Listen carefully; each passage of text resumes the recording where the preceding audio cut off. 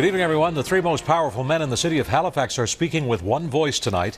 They are defending Friday's bodily removal of the Occupy Nova Scotia protesters from Victoria Park. The mayor, the chief of police and the city administrator were shoulder to shoulder today, saying it was a public safety issue. They also say the occupation and the eviction have cost the taxpayers close to $130,000. Our coverage begins now with CTV's Rick Grant. Video of Friday's Occupy Nova Scotia eviction from a Halifax park was dramatic. Today, different images. Two police officers at the entrance to Grand Parade at Halifax City Hall. An Occupy Nova Scotia protester unloading a rented van full of camping gear saved before the eviction. I don't think that we weren't expecting something. We knew that we were going across the line. The city's three most powerful leaders together, Mayor Peter Kelly, Police Chief Frank Baisley, and CAO Richard Butts.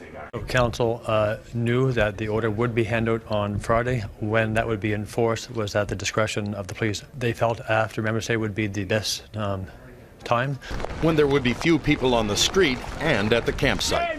Number one, it was the safety of the people on the site. It was the safety of the police officers. I took into consideration the safety of the general public. And Baisley felt it would be worse on Saturday. I knew the next morning there would be about 300 people with them marching on Grand Parade to take over the Grand Parade again. To city officials, it looked like the Occupy movement was about to settle in for the long haul. It was clear to us that they were going to encamp for the winter.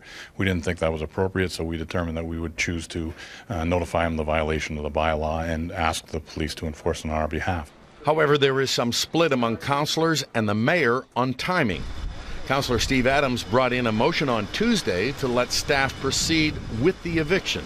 Council endorsed the position unanimously that enforced the bylaw. There were no timelines given. Bylaw 600, which was invoked to evict the protesters, was on the books before last Friday's events. Should there be a similar Occupy movement, the process will be shortened up and won't involve City Council the next time.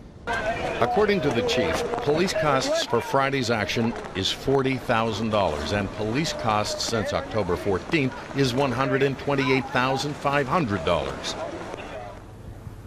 And I talked a short time ago to Councillor Linda Mosier. She told me that she was under the impression that the eviction would take place after Remembrance Day, and she didn't believe it was after Remembrance Day services, but on Saturday or later.